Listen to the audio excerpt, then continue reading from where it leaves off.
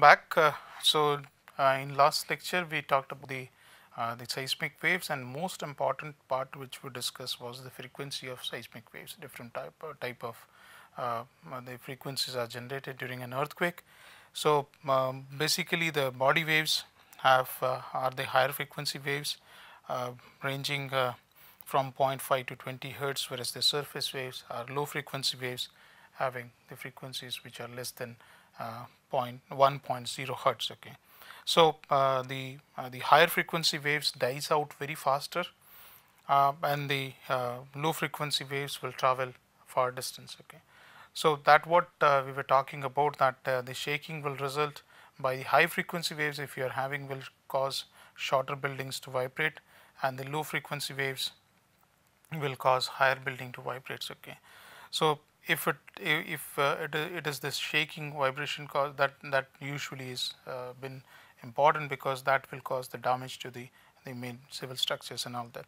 So this is important, that near epicenter both the frequency, because high and low frequencies will be generated, and both types of buildings like taller and shorter buildings will be expected to damage. Okay, whereas the increasing distance, the high frequency waves, as we were talking about, that they will die out, so it will not affect the shorter buildings, but the taller buildings, because the low frequency waves will have tendency to travel far distance, will damage the taller buildings also. So this was the last part which we discussed. Now the another part which is important of this seismic interior or the earthquake related portion is the magnitude. Okay, so we will talk about very quickly about the different type of magnitude scales and all that, and what are the other methods which are available to measure the earthquake. So in short, we have two types of methods which are available, and the intensity scale, and then we are having, so basically intensity is the representation of the ground shaking and then related damage at the particular area. Okay, and so during an earthquake you will have the damage which will be seen or experienced by an area. So depending on the damage, how it varies from the epicentral area, if you move away from the epicentral area, depending on that, this intensity maps are generated. Okay, and they are represented mainly in form of like intensity scale in a Roman letter, mainly from 1 to 12. Okay, so this is what this is one of the scale which is known as modified Mercalli scale, or MMS scale is there. So here everything is based on the effects. Okay, the pattern, the nature of damage and all that, whereas the magnitude where is representation of the amount of seismic energy released during an earthquake. Okay, and this has a representation again. We have very briefly we discussed about this, that how we can measure the earthquake if you are having the arrival of P and S waves and the amplitude of P and S waves. If you are having that, so based on that you can talk about the magnitude. What is the magnitude of that? The representation of this is given in numbers from 1 to like up to 9.5. The largest magnitude earthquake recorded after having the instrumentation and all that, or recorded until now in the history of earth, is 9.5 magnitude. Beyond that we have not recorded such a large magnitude earthquake, and that 9.5 magnitude earthquake was the Chilean earthquake of 1960. So the main difference, if you look at, so the intensity is the representation of the effect, that is the ground shaking and damage related, and magnitude is the representation of amount of seismic energy released by an earthquake. Okay, and the other point which is the difference between the intensity and the magnitude scale is that intensity scale is represented in Roman letter from 1 to 12, and again the magnitude scale is also from 1 to 10. Okay, but this is in numbers. Okay, this is 1, 2, 3, 4 like that. So if you go back into the history of the development, because earlier we never had instruments to measure the energy which was been released at the time of an earthquake. So the first seismograph which came in was been invented by Chinese. Okay, almost like 2000 years back, and that was been termed as earthquake weathercock.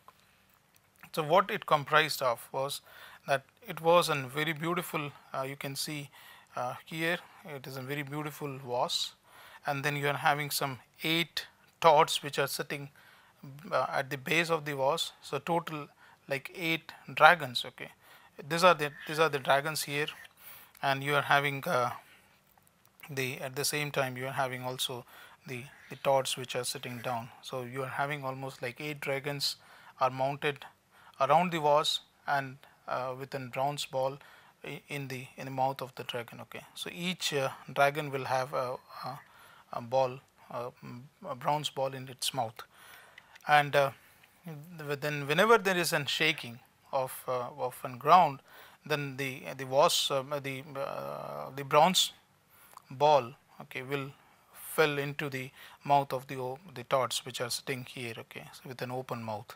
So that will help. So whenever there was an even a slight shaking, okay, or the earth tremor, a mechanism inside the seismograph, this is what they call the weathercock, okay, would open the mouth of one of the dragon, okay, and the bronze ball would fall into the open mouth of the tods which are sitting down here, making enough noise. Okay, so when the ball passes through the mouth of the dragon and fall in, and it will make a very typical noise, okay, to alert someone that the earthquake had happened. So this is one of the very typical way to identify the earthquake, okay, that whether the earthquake has occurred or not in that area. So this was invented almost like 2000 years back, okay, as ago. So later on, lot many other scales came up, and we'll see the chronology of the intensity scale and all that first, and then get into the magnitude scale. Okay, so before 1931, earthquake intensity were often reported using Rusi-Fuller scale, and this scale was like and the last quarter again it was in 19th century, the use of the intensity scale become very widespread, okay, and this was basically dependent on the damage pattern and on that. Now this scale was been known as, because it was been modified by both developed and modified later on, then it was been known as the Rusi-Fuller scale. Now the most important part was that this came with the 10 folds, okay. So 10 degree of intensity scale was given. So if you take this, that was 1 to 10, it was been given. So this was until or you can say before 1931, the earthquake intensity scale was there. Then it was so this is, if you look at what it says, I'll not go into the detail of this, you can read out later on, but say like for example the intensity 1 means the micro shock recorded by, either it is recorded by single seismograph if you have the instrument, still, because still you can use, and still we are using the intensity scale even though we are having the magnitude scale. So it says that it will be recorded by a single seismograph or of the same model, the shock felt by an experienced observer. Okay, so if you are extremely experienced to understand that whether this shaking was related to some earthquake or something else, then you will be able to make out that this was an earthquake with an intensity of 1. Intensity 2 is, it says, extremely fallible shock, and then intensity very fallible shock.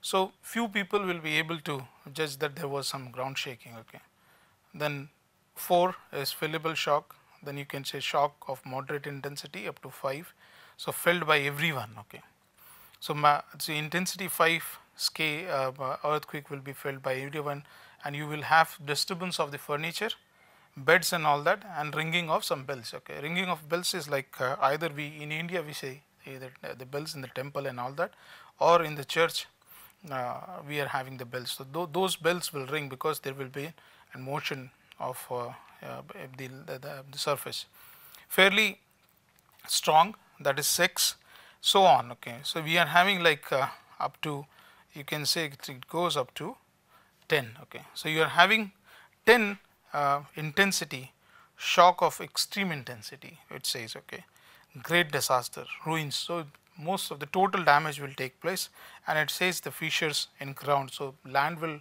have cracks which will be developed, and in the hilly areas there will be massive rock falls and all that. Okay, so this is how the intensity has been described. So you have this set of intensity scale. So locally you people visit, or the seismologists visit the to collect the ground truth, and then they assign that which area had what particular intensity during the time of an earthquake. Okay.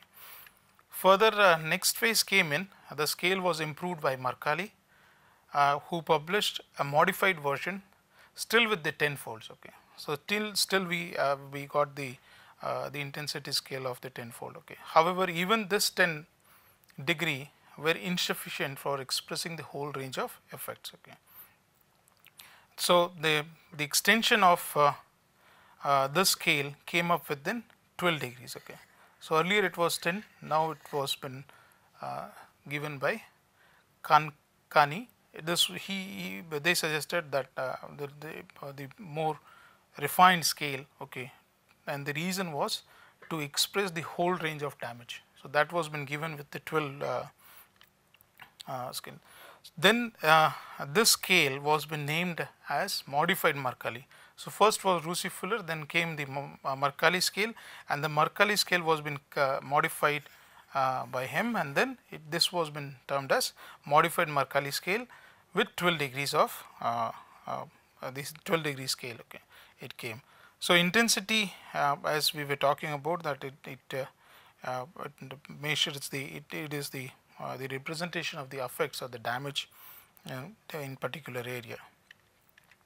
So modified Mercalli scale, if you look at, it is also like mm scale. So it has been like bracketed 1 to 2 intensity, felt by very few people, rarely noticeable. 3 felt indoor. Okay, objects were disturbed, no damage. Then 4 to 5, we are having like 4 to 5 we are having felt by many people, objects were disturbed, but still no structural damage will be seen.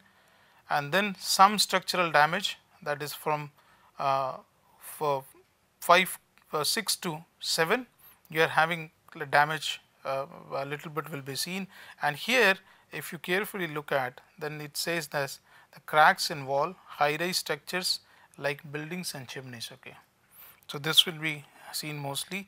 Then 7 to 8 felt by everyone, difficult to stand. Okay, so even so, how you basically we try to know that whether this happened or not. Okay, so the seismologist or the geologist, when visit the area, affected area after an earthquake, they will also interview the people, okay, the survivors, and they try to understand that what type of shaking they felt and what type of damage they will record, that the damage that occurred during an earthquake. Okay, so based on this they will prepare a intensity map. I will come to that how the intensity maps have been prepared. Then you come to 9 to 10, major damage, collapse of weak buildings and cracks of strong buildings. Okay, so this is one. And then coming to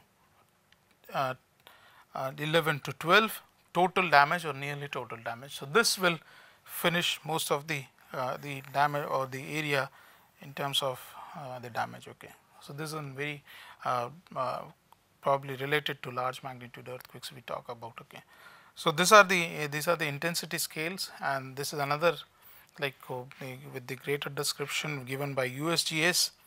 Okay, and it was been given in 1974. This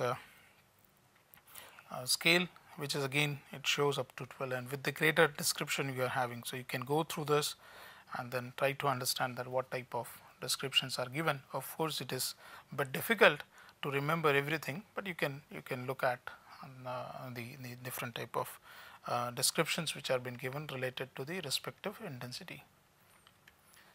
Now this is an example of the 1905. This was one of the massive earthquake in India. 20,000 people were been killed at that time in 1905.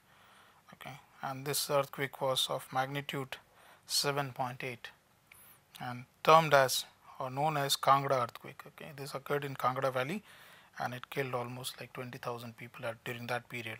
Okay, now if similar magnitude earthquake occurs in the present condition, then maybe more than 1 lakh or 1,50,000 people will be killed in the valley, because the population has gone so up. Okay, so this was what it shows here. If you can look at carefully, this all lines, okay, are having the some numbers which have been given here in Roman letters. Okay, so you have this one here, and this corresponds to this one here.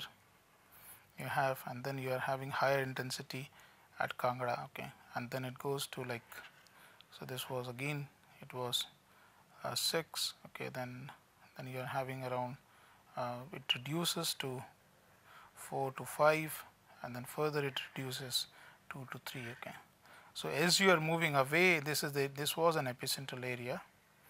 So as we are moving away from the epicentral area, you see that this intensity reduces. Okay, that means the damage also reduces. Okay, from away from that. So if you look at this one, this earthquake was felt almost in half of the Indian subcontinent region. Okay, so this is what is the intensity scale, and then this what we are looking are termed as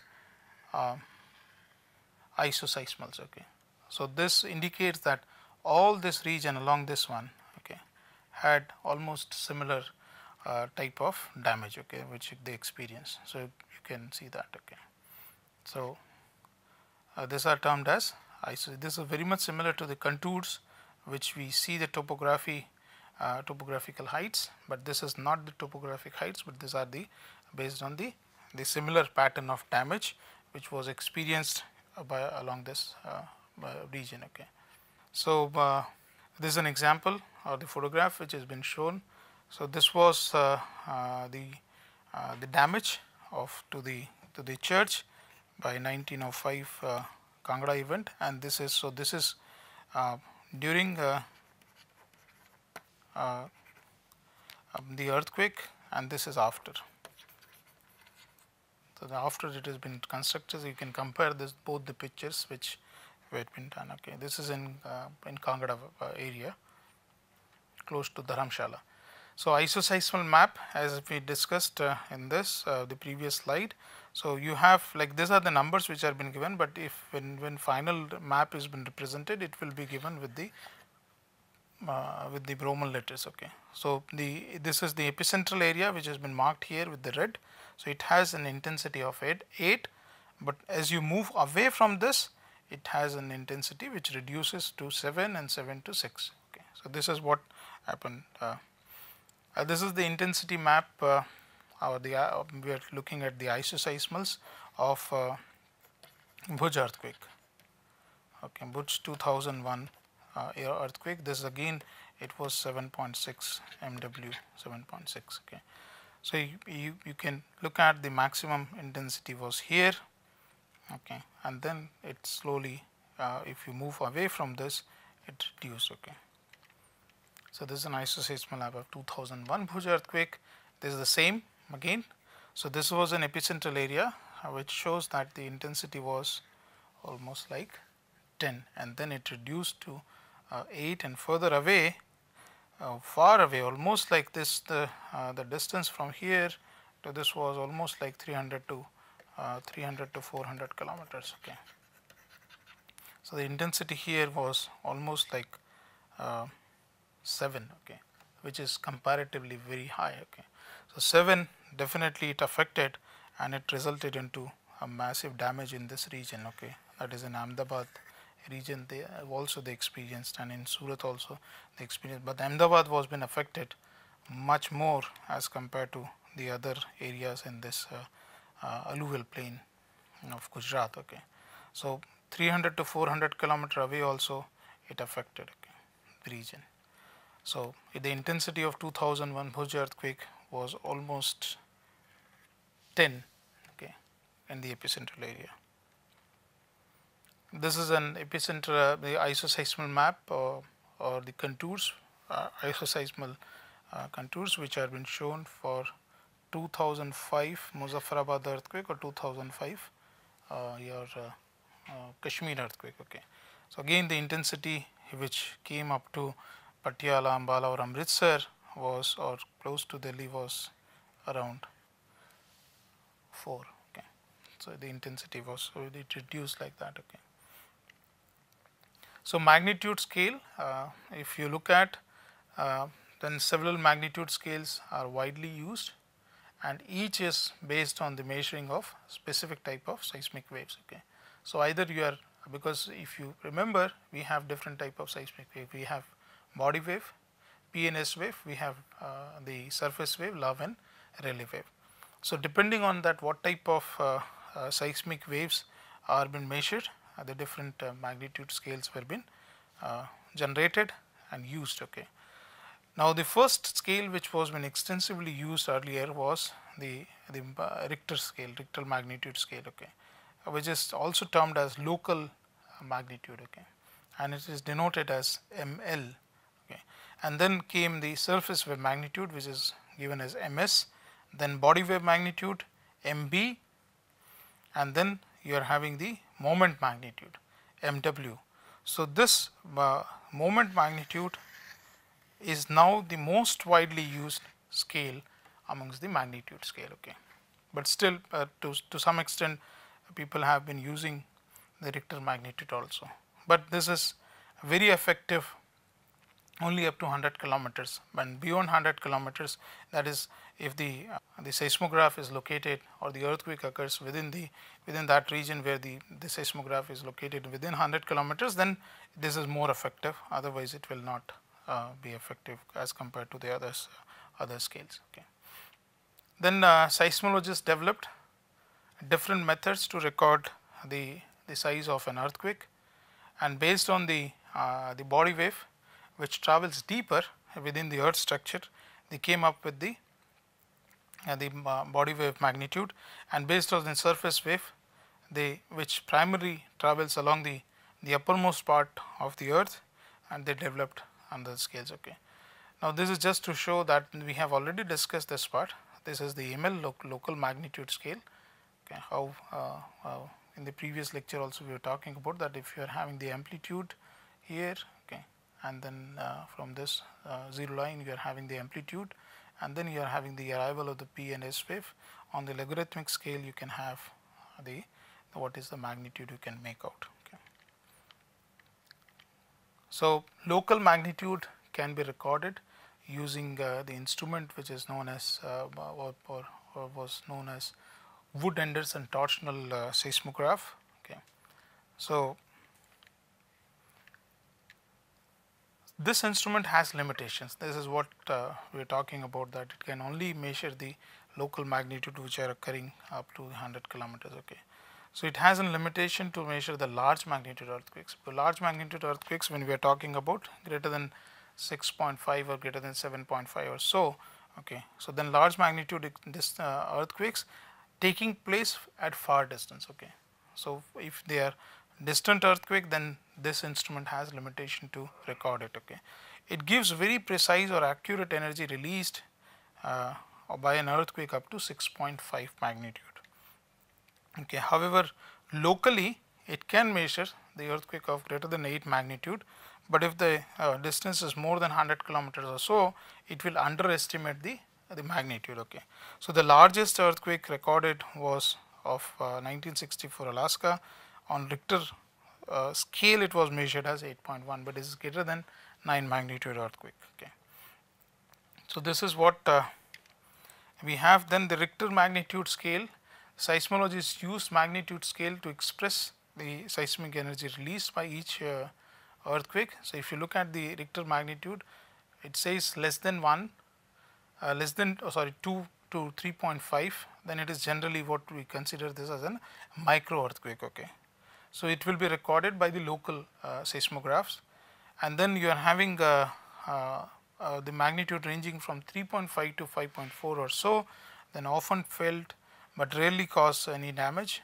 So very much similar to that scale which we were talking about the intensity, but this is in terms of the magnitude. Okay, so less than equal to 6, most slight damage, at the most slight damage will be seen to well designed buildings. Okay, then 6 to 6.9 can be destructive in the area up to about 100 kilometers or so.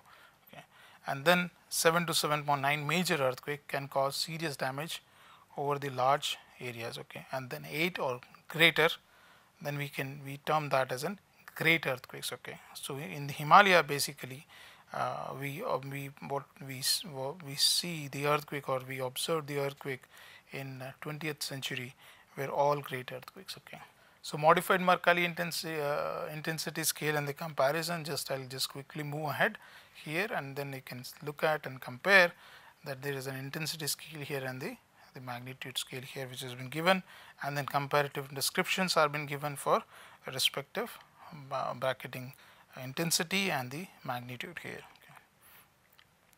So this is what, if you have an intensity of 11 to 12, then you are having total damage or nearly total damage of the area. Okay. So these are the seismograph which has been shown at USGS. So where you can see this mark, small marks here, they are all the events, okay, which have been recorded. So this is the seismogram which keeps on recording the events. So even the smaller events are been recorded here. Okay, so continuous monitoring is done of the earthquakes which are occurring. So this is the same close-up picture of that one. And as we discussed during when we were talking about the igneous rocks, this is in the seismogram which is been from the Johns Ridge Observatory at Mount St. Mount Helens. Okay. Now limitations with the Richter scales were there, and then that was the reason that new scales to measure large magnitude earthquake, because if you are having large magnitude distant earthquake, the Richter scale will get saturated, or the instrument which is measuring the Richter scale magnitude was not enough. Okay, so new scales to measure the large magnitude earthquakes or the distant earthquake, teleseismic, what we call the far distant earthquake, were developed, and the first the magnitude scale which came up after the Richter scale was the surface wave magnitude, denoted as MS, and then body wave magnitude MB. Okay. Now limitation again was there, which was been observed with the MS and MB scale. So surface wave magnitude, like if you local wave magnitude, we were talking about that it became saturated at 6.5, but this was the surface wave magnitude scale will become saturated at around MS, or almost like equal to 7.3 or so. Okay, and the body wave again about 6. So this again had limitations, both the scales. So in the new scale which was been developed, and it was thought that why not to take the overall deformation pattern, or the energy which has been released along the fault plane completely. And if you remember, we were talking about that along with the main shock, there will be small magnitude or micro earthquakes which will occur after the event, and which are termed as aftershocks, and those aftershocks are also taken into consideration to calculate the magnitude or calculate the rupture area also. Okay, so that is been given here. So you are having the length of the rupture, you are having the depth of the rupture, and then in short you are having the slip of the rupture. Okay, so how much slip occurred along the fault, how much what was the length and what was the depth. So if you are having these parameters, one can easily calculate the magnitude which was the newly developed. Okay, so Aki in 1966, okay, he proposed a new scale which was been termed as seismic moment. Okay, and then energy released, what exactly you look at here, okay, is the energy released or radiated from the entire fault is measured rather than assumed source. Okay, so anyways, we'll discuss this in the next lecture. I'll stop here. Thank you so much.